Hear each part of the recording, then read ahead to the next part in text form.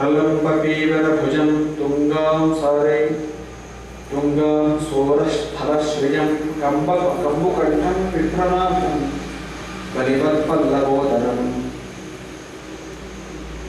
ಅವನ ಭುಜಗಳು ಉದ್ದನೆಯ ಭುಜಗಳು ಅಲ್ಲದೆ ಉರಸ್ಥಲ ಶ್ರೇಯಂ, ಅವನ ಎದೆಯಲ್ಲಿ ಯಾವಾಗಲೂ ವಾಸಿಸ್ತಾ ಇರ್ತಕ್ಕಂತಹ ಲಕ್ಷ್ಮಿ ಶ್ರೀವತ್ಸ ಚಿಹ್ನೆ. ಕಬ್ಬು ಕಂಠಂ, ಶಂಖದಂತಹ ಅವನ ಕಂಠ.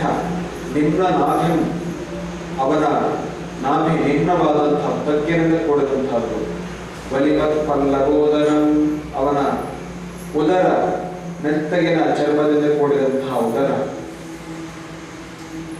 ಭಗವಂತನ ಸುಂದರವಾದಂತಹ ರೂಪವನ್ನ ಅಡಿಯಿಂದ ಮುಡಿಯವರೆಗೆ ನೋಡ್ತಾನೆ.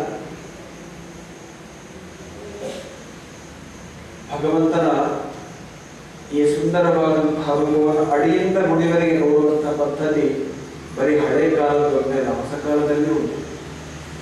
ಅವನನ್ನ ಪಾದಾದಿ ಕೇಶಾಂತ, ಕೇಶಾದಿ ಪಾದಾಂತ.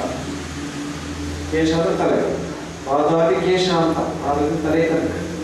ಅದರಿಂದ ತಲೆಯಿಂದ ಕಾಲಿನ ತನಕ ವರ್ಣನೆ ಮಾಡುವ ಸ್ತೋತ್ರಗಳನ್ನ ಶ್ರೀ ಶಂಕರಾಚಾರ್ಯ ಬರೆದಿದ್ದಾರೆ. ಅಂದರೆ ಭಗವಂತನ ಎಲ್ಲವೂ ಸುಂದರ. ಭಗವಂತನಾದ ಎಲ್ಲವೂ, ಭಗವಂತನದ್ದು ಅಂತ ಎಲ್ಲವೂ ಸುಂದರ. ಅದೆಲ್ಲವೂ ಸತ್ಯವೇ, ಅದೆಲ್ಲವೂ ಮಂಗಲವೇ. ಸತ್ಯಂ ಶಿವಂ ಸುಂದರಂ ಅಂತ ಹೇಳ್ತೇವೆ. ಆ ಒಂದು ಅದ್ಭುತವಾದಂತಹ ದೃಶ್ಯವನ್ನ ನೋಡಿ ಪುಳಕಿತನಾಗ್ತಾ ಇದ್ದಾನೆ ಅಕ್ರೂರ.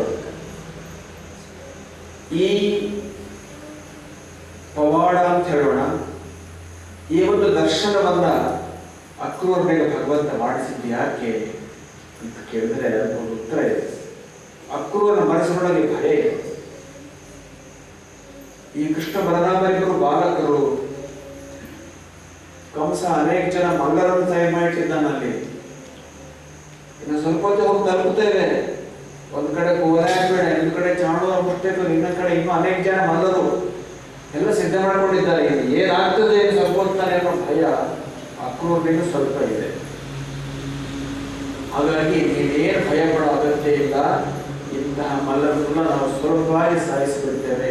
ಅಂತಹ ಮಹಿಮ ಉಂಟು ನಮ್ಮಲ್ಲಿ ಅನ್ನೋದನ್ನ ಅಕ್ರೂರನಿಗೆ ಮನಗಾಣಿಸ್ಲಿಕ್ಕೋಸ್ಕರ ಈ ಒಂದು ವೈಕುಂಠ ದರ್ಶನವನ್ನು ಅವನಿಗೆ ಮಾಡಿಸಿದ್ದು ಎಂಬುದಾಗಿ ಎಲ್ಲ ಹಿರಿಯರು ಹೇಳ್ತಾರೆ.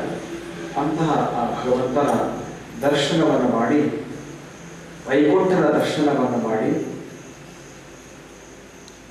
ಅಕ್ರೂರ ಪುಳಕಿತನಾಗಿದ್ದಾನೆ. ಅಲ್ಲಿ ನೋಡ್ತಾ ಇದ್ದಾನೆ ಎಲ್ಲ ದೇವತೆಗಳು, ಎಲ್ಲ ಋಷಿಗಳು. ಸ್ವನಂದನಂದ ಪ್ರಮುಖೈ ಪಾರ್ಷದೈ ಸ್ತನಕಾದಿಭಿ ಸುರೇಶೈ ಬ್ರಹ್ಮರುದ್ರಾದ್ದೇಯಕಾಭಿಶ್ಚತ್ರಿಶೋತ್ತಮೈ ಪ್ರಹ್ಲಾದ ನಾರದ ವಸು ಪ್ರಮುಖೈರ್ ಭಾಗವತೋತ್ತಮೈ ಸ್ತೂಯಮಾನಂ ಪೃಥಕ್ ಭಾವೇ ವಚೋತಿರಮಣಾತ್ಮಕೈ. ನೋಡ್ತಾ ಇದ್ದಾನೆ ಸನಕಾದಿ ಮಹರ್ಷಿಗಳೆಲ್ಲ ಒಂದು ಕಡೆ ನಿಂತು ಭಗವಂತನನ್ನ ನೋಡ್ತಾ ಇದ್ದಾರೆ. ಇನ್ನೊಂದು ಕಡೆ ದೇವತೆಗಳು, ಬ್ರಹ್ಮ ರುದ್ರ ಇಂದ್ರ ಮೊದಲಾದಂತಹ ದೇವತೆಗಳು. ಇನ್ನೊಂದು ಕಡೆ ಅನೇಕ ಜನ ದ್ವಿಜರು.